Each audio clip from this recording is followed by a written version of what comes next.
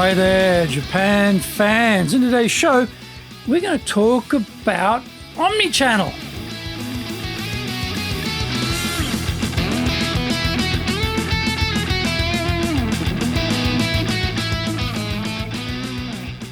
Present or master shimashou. This is the fourth year of the Presentations Japan series podcast, and we are beaming around the world to you from sunny Minato-ku here in Tokyo. I'm your host, Dr. Greg Story, your corporate coaching and training guy, committed to your success, the president of Dale Carnegie Training Japan and best-selling author, Japan Sales Mastery and Japan Business Mastery. My new book, Japan Presentations Mastery, will be released shortly.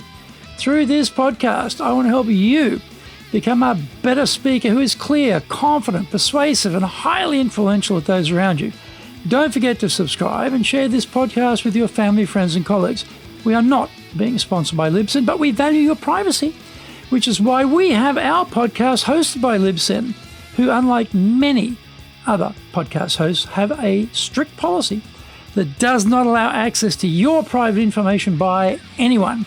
Here is our daily podcast lineup on iTunes. Mondays, the Cutting Edge Japan Business Show. Tuesdays, the Presentations Japan series. Every second Tuesday, the Business Tatsujin no Oshie Show.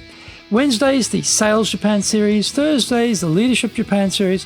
Every second Thursday, the Business Pro Podcast Show. Fridays, the Japan Business Mastery Show. And Saturdays, Japan's top business interviews. This is episode number 249. Today we're talking about Omnichannel Presenting. We normally think of omnichannel in relation to the medium being used to contact buyers. We can also use this idea when thinking about planning our talk. We automatically revert to the brain when we start this exercise. Our logical, rational, analytical mode is needed, but that is not enough for audiences. We need heart, value, and sex appeal for our messages to resonate. We tend, however, to get stuck on the first rung of the planning ladder, the intellectual angle. We all know, though, that we are emotional creatures running around justifying our emotional choices with a veneer of logic. Our talk needs to access all of our human instincts. We need our brain to be working well. Logic is required to make the argument make sense to our audience. It means we need to be piling on the evidence, proof, data, statistics, and testimonials, etc. The navigation of the talk should be logical, so that it flows like a good novel, making it easy for the audience to follow where we are going with this content.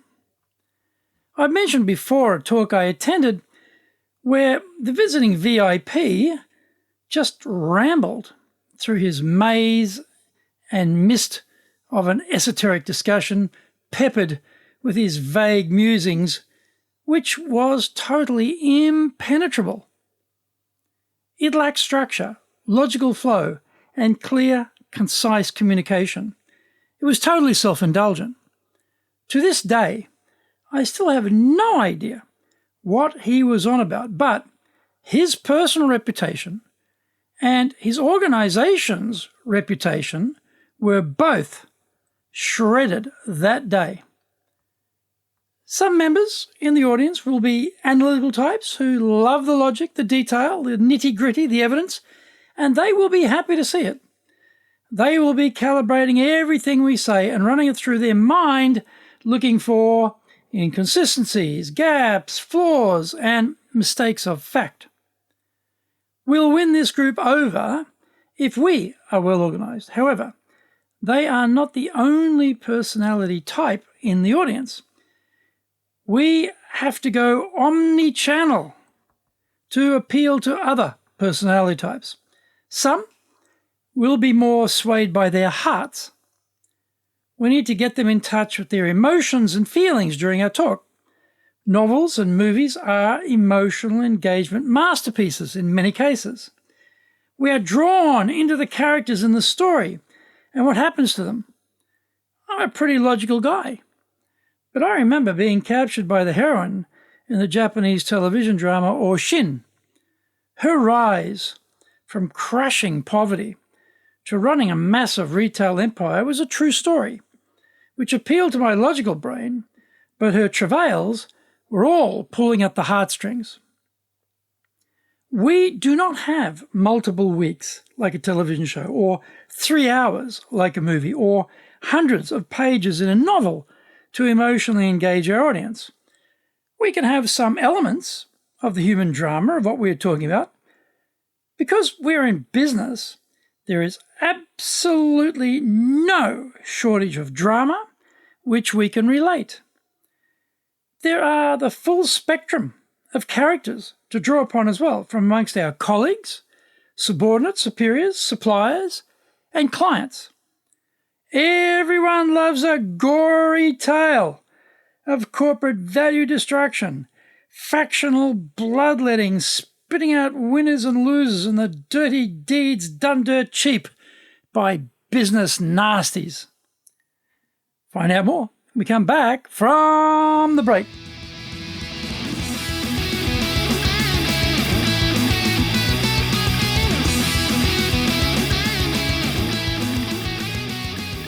Our show today is brought to you by our public programs, but we also do custom-made in-house classes. Now, we do them in our super safe classroom, we do them live online, and we do them in Japanese, and we do them in English. Now, today's show is brought to you by, on the 3rd of August, we're getting results without authority. On the 6th of August, we're doing innovation. And on the 24th of August, we're doing innovation leadership. On the 8th of September, we're doing negotiations. Check out our website at www.dale-carnegie, carnegie.co.jp. Lots and lots of value for you there. Now, to do better in Japan, email me at greg.story@dalecarnegie.com. Get my best-selling books, Japan Sales Mastery, that's the Bible for selling in Japan, and Japan Business Mastery, and my new book, Japan Presentations Mastery. If you like learning by watching videos, there are over 1,000 there for you at Tokyo, Japan, Dale Carnegie TV on YouTube. We release 3 TV shows every week on YouTube. The Cutting Edge Japan Business Show, which is the premier business show in Japan, comes out Mondays. Fridays, the Japan Business Mastery Show, and Saturdays, Japan's top business interviews, where I interview leaders in Japan from SMEs all the way up to the corporate captains of industry on one topic, leading in Japan. Every second Thursday, we release the Business Pro Television Show. Don't forget, you can email me at greg.story@dalecarnegie.com.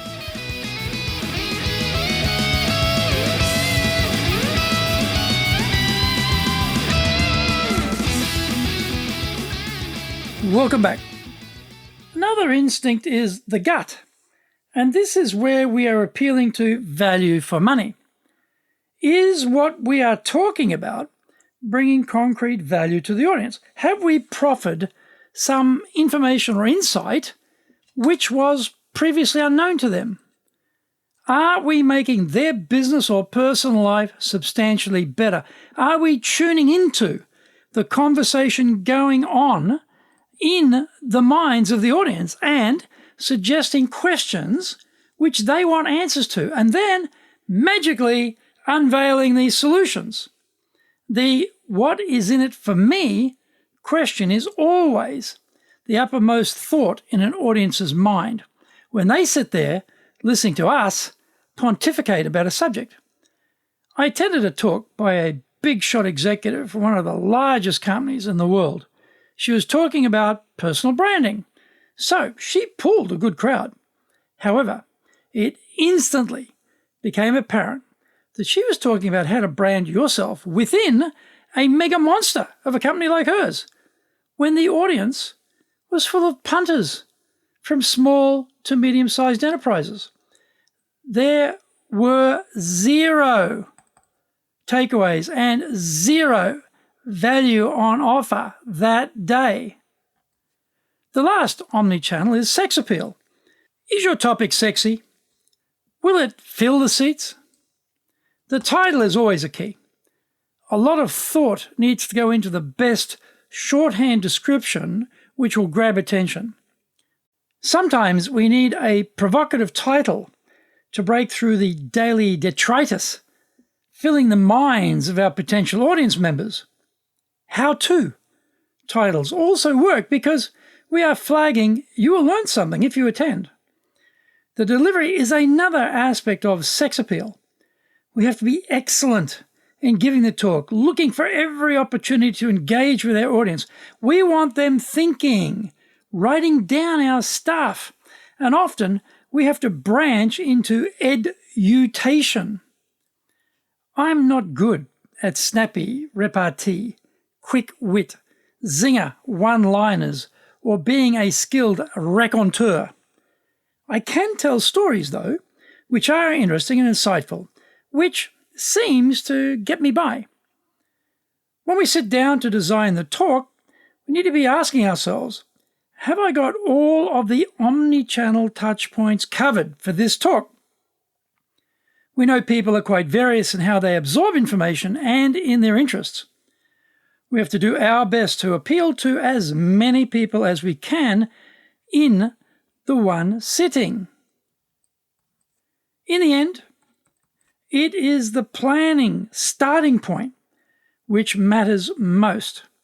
If we plan to incorporate these 4 omni-channel elements of brain, heart, gut, and sex appeal, then we will be more successful.